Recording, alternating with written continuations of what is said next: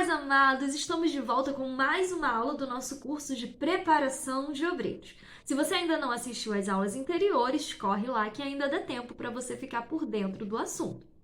Na nossa última aula, nós estudamos sobre a história do Antigo Testamento. Estudamos quem foram os patriarcas e como a terra foi sendo preparada para a chegada do Messias.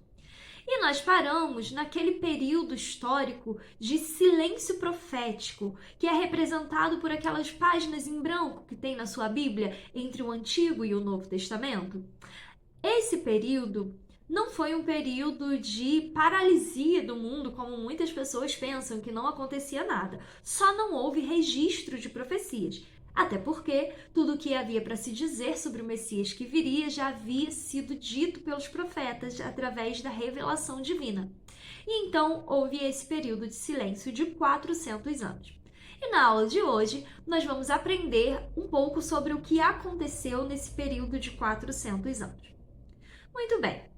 De 356 a.C. até 323 a.C., e perceba que aqui nós ainda estamos tratando do tempo antes de Cristo, Jesus ainda não havia vindo à Terra. Nós temos o governo de Alexandre III da Macedônia. Chamando por esse nome, talvez você não se lembre quem é, mas se chamarmos pelo nome mais conhecido, você vai saber de quem estamos falando.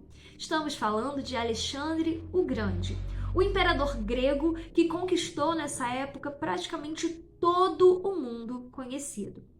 A região da Palestina, que é onde fica Israel, era muito cobiçada por vários imperadores por ser uma excelente rota comercial, que tinha acesso ao mar, porque era uma região litorânea, portuária, e tinha também acesso a muitas outras regiões por terra, porque era uma região bem centralizada. E então Alexandre conquista a Palestina e a Palestina passa a fazer parte do Império Grego. E Alexandre ele tinha uma cultura, uma filosofia que era o helenismo. Ele não queria criar vários impérios, mas ele queria constituir um único povo, um só império. E então ele não fazia escravos por onde ele passava, ele não tinha cultura de escravizar os seus conquistados, mas ele deixava as pessoas livres para viverem a sua vida, desde que ele fosse o governador e ditasse as leis. E aí as pessoas pagavam imposto para ele e estava tudo certo, ninguém era escravo. E nessa tentativa de angariar, de conquistar a simpatia do povo, Alexandre ele aderia a aspectos culturais dos povos que ele conquistava. Aspectos como cultura, música, religião. Ele se casava com mulheres, Naquela época, poligamia era muito comum, principalmente entre os imperadores, era muito comum que o imperador tivesse várias mulheres, então ele se casava com mulheres do lugar. Mas ele também levava aspectos religiosos da Grécia, música, cultura, estética, Os gregos são muito conhecidos pela hipervalorização da estética, tanto corporal como das construções, Tanto que até hoje, quando uma pessoa é muito bela, a gente diz que ele é um deus grego, uma deusa grega, porque os gregos eram muito apegados a essa questão da estética. E a principal contribuição que Alexandre leva para essa região da Palestina é a língua, o grego, porque por ele ter conquistado praticamente todo o mundo e querer que todos fossem um só povo, todos os lugares que você ia, alguém falava grego, O grego era uma língua quase que universal. E nós já vamos entender por que isso tem a ver com a vinda de Jesus. Depois do Império Grego, do Império de Alexandre, quando o Império de Alexandre cai, se levanta o grande Império Romano.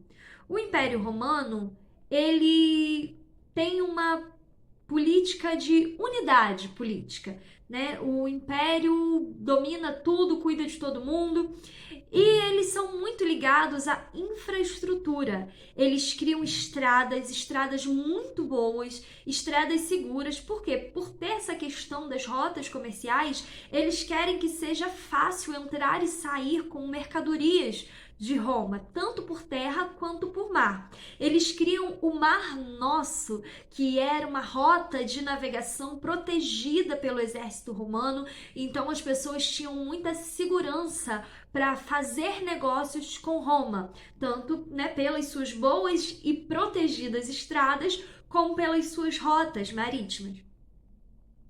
E nesse mesmo período, o judaísmo, né, aquele judaísmo mais fechado, mais cartesiano, ele já estava começando a ruir. Por quê? Alguns dos judeus mais antigos não concordavam que aspectos da cultura greco-romana, né, fossem adquiridos pelos judeus, enquanto outros já diziam que sim, nós tínhamos que abrir as portas, que nós precisávamos, né, eles no caso, precisavam ter interações com outros povos, que isso seria bom para os negócios, bom para o comércio, bom para o crescimento da região.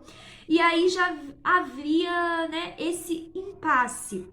E por que que isso aponta, né, para a vinda do Messias? Gente, acabou de terminar um jogo aqui, o pessoal tá muito feliz, eu já parei a gravação 3 vezes. Então, por favor, desconsiderem os gritos de fundo, porque senão eu não vou conseguir gravar a aula hoje.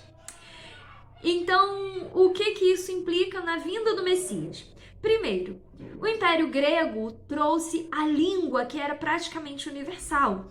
Isso facilitou muito na pregação do Evangelho, porque onde quer que se chegasse, se você não falasse a língua regional, ali haveria alguém que falava grego. Então, a língua grega ela foi extremamente importante, né, nesse primeiro momento de proclamação do Evangelho.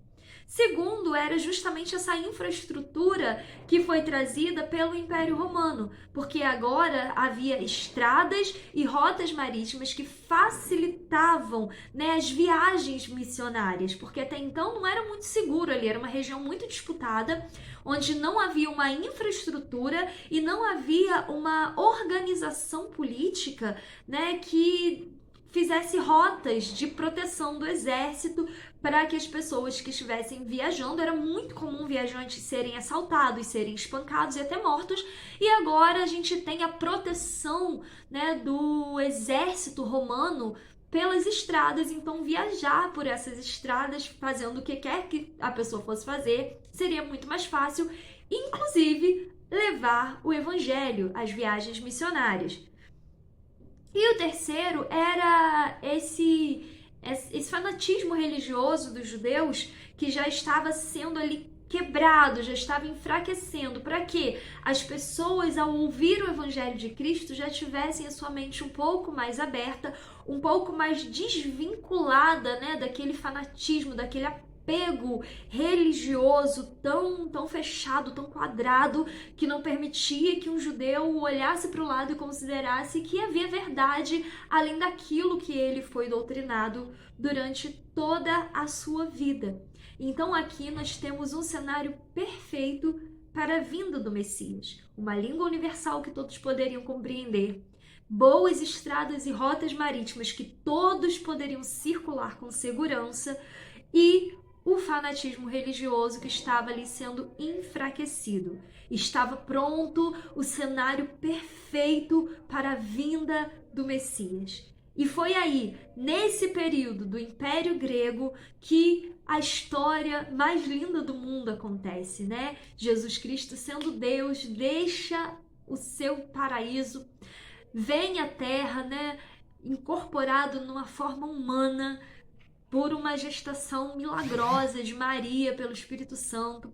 Ali ele é gerado e cresce, participa de todos os rituais, participa de toda a vida, né, que um judeu comum viveria e faz a sua pregação maravilhosa do Evangelho, traz as boas novas do reino de Deus, é crucificado, morto, ressuscita, é assunto aos céus e deixa para a igreja uma missão, que é a missão de ser eclésia. A palavra igreja vem de eclésia, que é chamados para fora. Então Jesus vem cumpre o seu ministério e chama os seus discípulos para fora, como quem diz: até aqui eu trouxe vocês debaixo das minhas asas. Agora vocês têm que ir para fora e levar as boas novas da salvação a todo mundo. E é assim que começa a igreja. Depois da plenitude dos tempos, depois dos 33 anos de ministério de Jesus, a igreja recebe a sua missão missionária, que é levar o evangelho de Cristo. E aí começa, de fato, a história da igreja. Como ela se formou, quem foram seus primeiros mensageiros, onde ela se instalou inicialmente e que caminhos a igreja tomou para chegar naquilo que nós entendemos como Igreja de Jesus Cristo hoje. Esses são os assuntos que nós vamos debater na próxima aula. Então, resumindo essa aula, Alexandre o Grande, com o Império Grego, traz a língua grega universal, o Império Romano traz a infraestrutura com boas rotas marítimas e boas estradas seguras pelo exército romano, e o judaísmo enfraquece, preparando o cenário para que as pessoas estivessem ali com o coração aberto para receber a pregação do evangelho. Jesus Cristo cumpre todo o seu ministério e deixa para a igreja uma missão, que é pregar o evangelho a toda criatura. E aí nós vamos começar a estudar na próxima aula o primeiro século, os primeiros 100 anos da história da igreja. Aguardo vocês e até lá!